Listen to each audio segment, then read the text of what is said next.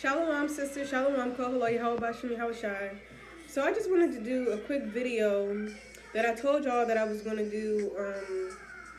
Maybe like last month. I said I was gonna do a video on how I get ready for after delivery. Just so my husband won't be so he won't feel so overwhelmed with trying to cook and get the kids snacks and stuff like that. So what I usually what I usually do, I got a little tongue tied. What I usually do is, did I say first and foremost, call like how about you, how shy? First and foremost, call like how about you, how shy? All praise to the Most High for even allowing me to do this, because he don't have to do nothing for me, you understand?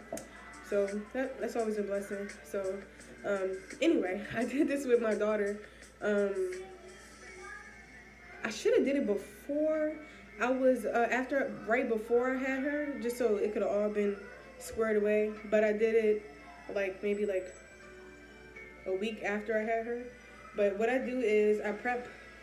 I think right now I have like 53 bags of snacks. So this is what I do for my children, for my husband, for my household. This is one bag of snacks, okay? You get a cucumber, all right? Split a little mini cucumber, split in half. You get 3 tomatoes, and you get some of these little baby carrots. Then you get a fruit. You get a bag for fruit. I got some little pink oranges, some grapes, some blueberries, some strawberries. Some have mango. Some have mango in it. And I got the mango not ripe at all, so it can get a little soft over time. Let me show you all the bags. So it's like, I know y'all probably like, ooh, what's going on? It's a little bright. I got a light. My husband hooked me up. My husband's good to me. I put a whole bunch of stuff in my Amazon cart, and I'm like, I ain't about to get none of this stuff. So the other morning I wake up and I look and I was like, let me just see if I can add some more stuff. And I seen he cleared the cart, and I said, hey, he cleared the cart. Dang, now I gotta start over. But then I was like, let me check, because you know how when you clear a cart on Amazon and it says save for later, you can see what's saved for later. I didn't see anything.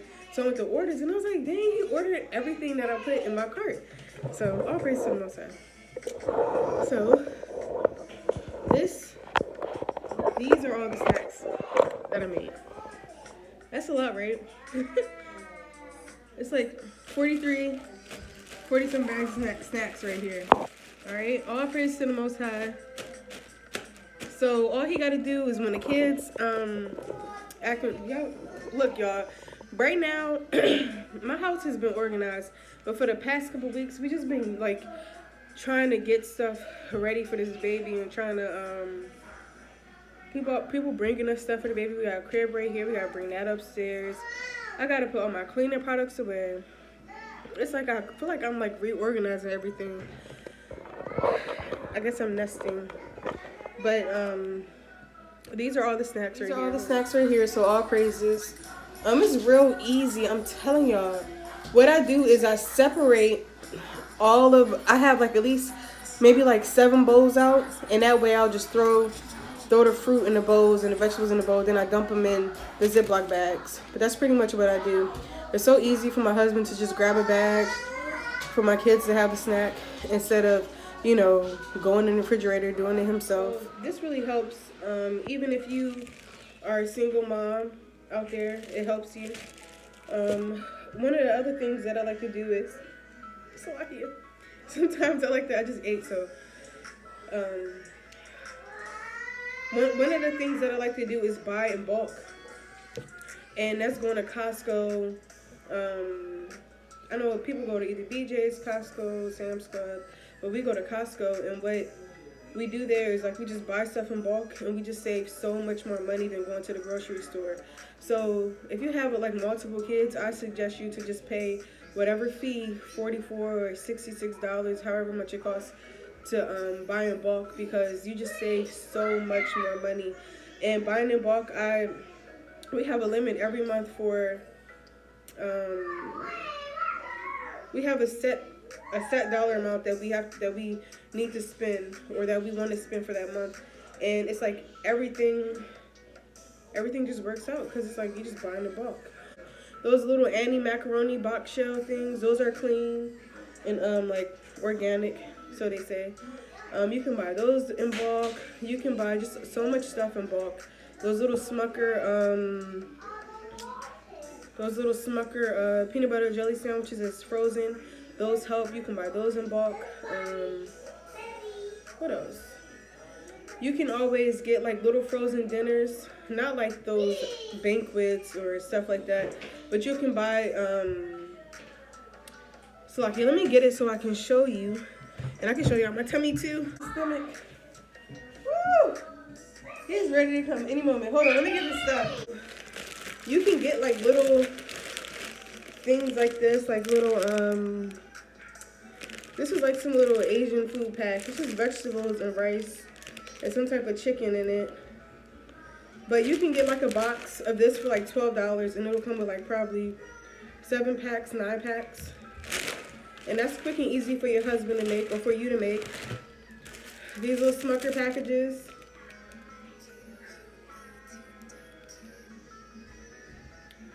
Last time I checked, it was clean. So a pack of 18, it is 18. I forget how much it costs, but it's pretty cheap. But I'm just thinking of like quick meals that you can make. What else? You can always even bake. You can always either bake like lasagna. You can make bake lasagna, or and then throw that in the freezer, so your husband could just throw that in the oven for dinner.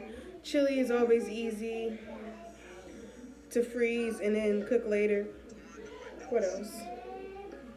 So what I say? Lasagna, chili. You got casseroles, just really anything that you can put in the freezer. And I'm starting to figure out, I'm trying to think, maybe I can throw these in the freezer too, because I made a lot, and I still got like maybe a couple weeks before a couple weeks before his due date. But I feel like he's gonna come sooner. But I might throw some of these in the freezer, even though I don't have like those little vacuum seal bags. All you gotta do is suck out some air, you know. Tighten it up. It's just fruit, like whatever. It's just thaw it out later. Whatever. Kids eat anything. What else? I think that's pretty much it. Yeah, I just no, you cannot eat this. Like, y'all, what the heck is going on? My kids, all they want to do is eat. Literally, that's all they want to do is eat. No, you cannot eat anything right now. You just ate dinner. She literally just ate dinner. Now she wants to eat again. He's vexing. So that's pretty much how I prepare for. I have pregnancy brain because I want to say the right word. What is it? Is it after delivery? After delivery. This is how I prepare. So my husband can just have everything already ready to go. Even I can have it already ready to go. And I also wanted to talk about delivery. So, Isaiah, go sit down. I wanted to talk about delivery too. So, as y'all know from my channel, and if you know me and talk to me, I cannot stand hospitals. I cannot stand hospitals. I can't do it. After I gave birth to my daughter Amaya, I was just like, I don't want to do it. I don't want to go to the hospital to have birth, because I was like forced to lie on my back, and I didn't like that. Like, I didn't feel comfortable. I didn't give birth the way that I wanted to. So we were thinking about a home birth, and we was thinking about a home birth, and then we were like, oh, what should we do? Should we really do it? So we looking up. Everybody go sit down. We're looking up, just pretty much everything. Like, we don't want nobody calling CPS on us. So you pretty much need to find a midwife, and you gotta find a nurse, which we did find a nurse and stuff like that. But it was just the whole birth certificate situation. Midwives don't take insurance here in the state of Maryland. They don't take insurance, and it was like $8,000 out of pocket to have a midwife come to your house to help you deliver and give birth. And I said, $8,000 where? This is not our kingdom. Nobody got $8,000 to just be spending on trying to have a home birth. So we thought about that. I mean, either way, you can, when you really think about it, you can really have birth in your house if you truly, truly, really want to, because they can't say, oh, you did it on purpose, like, oh, you did it on purpose. No, just you have to have proof. Either have someone there recording it or whatever. They'll look and examine you and see that you just gave birth to a baby. I've been doing research on it because that's what they need, at least in the state of Maryland. They need proof that you delivered the baby if you have your baby at home, to get the birth certificate and social security card. They need proof that you gave birth. And I was like, well, I'm still like home birth, birth center, home birth, birth center. I don't know. So anyway, last minute I transferred over from my actual doctor to a birth center, and I'm like, okay, it's just a little bit more chill. Like, if I decide to go to the birth center, I can have the water birth that I want to have. I can just be more comfortable. I can eat during my labor. When you give birth at a hospital, you can't eat during your labor. You can only drink ginger ale and apple juice and water. Then sometimes they be having you all hooked up to them machines, and it's just too much. It's just not comfortable. And then in the hospital, they always instilling fear in you, and they always scared that something gonna happen. They do what's best for them at the hospital. Let's be real. That's why they tell you to lie on your back, because that's what's best for them. It's not what's best for you. We always gave birth squatting, that's either on all fours, squatting. It's just a lot of stuff they don't tell you in the hospital that I've been learning. A sister brought me a book about home birth, and I've been learning a lot from that. It's just so much stuff that they don't tell us in the hospital, like how to massage, yourself so you won't rip down there, and just things that they don't tell us because they don't care. They just want to slit you open and stitch you up. Doctors like doing weird stuff like that. So, what was I about to say?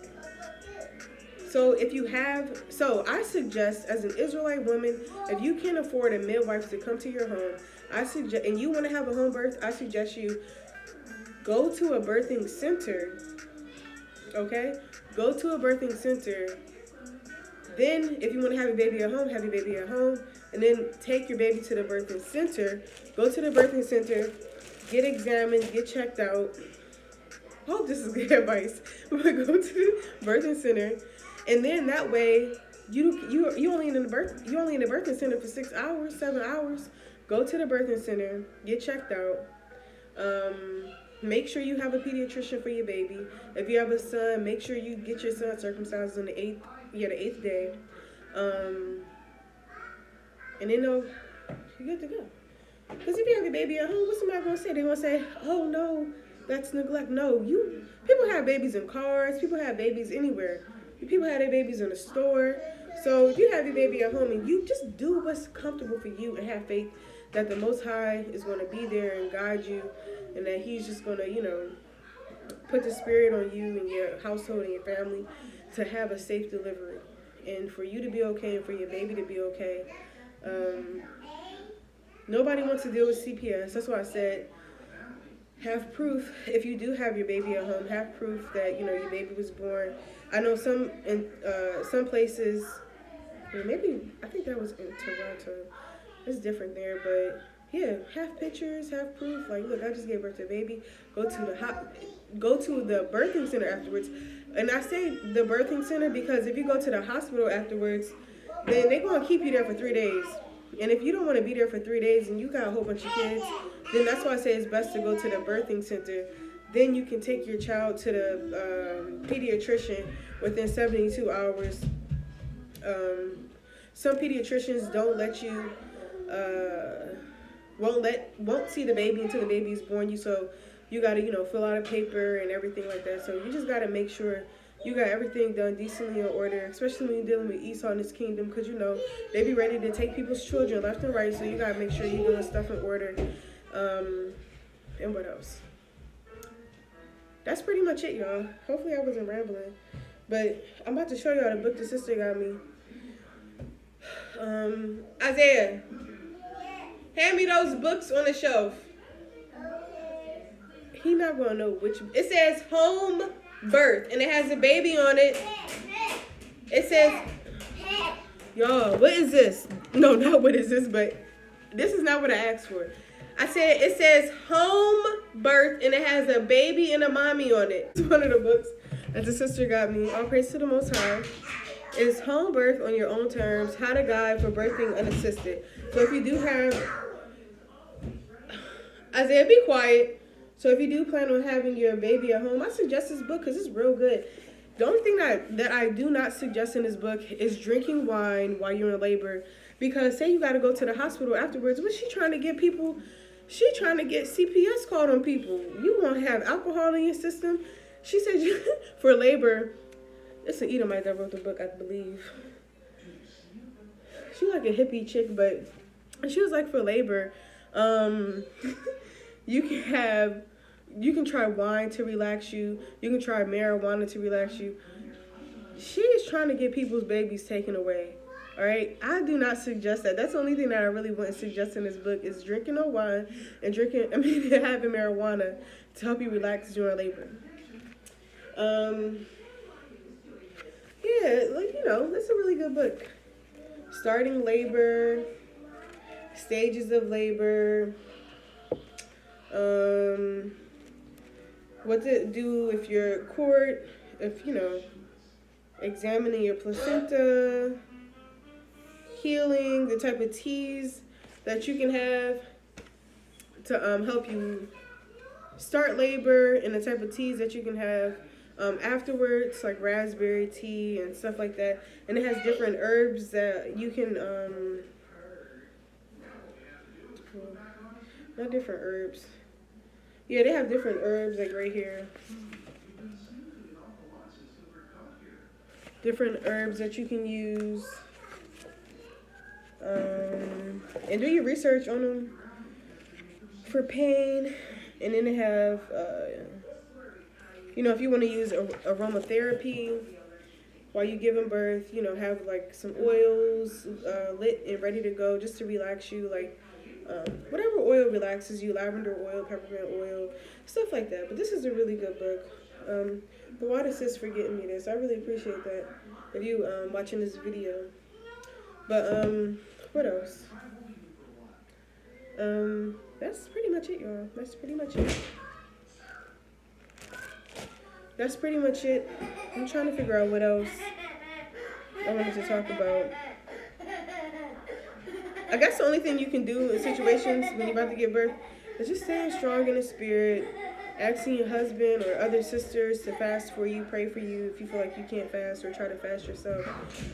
Ask the Most High for guidance, and that's pretty much it. And just have faith that everything is going to be okay. And with that being said, I got to go get my kids together, put all of this food up, and finish doing what I got to do. So yeah, hopefully this helps some sisters. Shalawam. I love y'all. Stay strong in the spirit. Yeah, that's it. Shalawam.